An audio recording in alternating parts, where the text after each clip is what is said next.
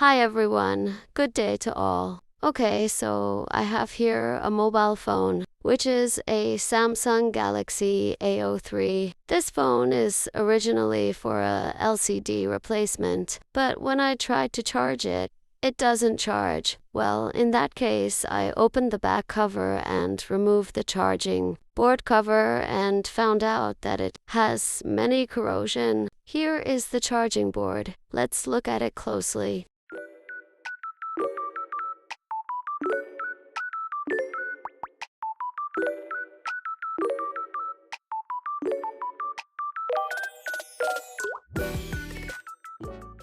Do you see the stains?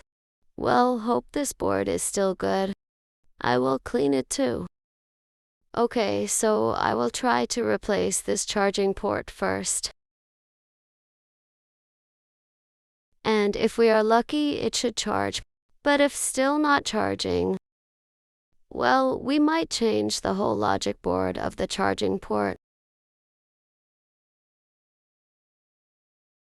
So, okay guys, I will replace charging port first. Wish me luck, thank you.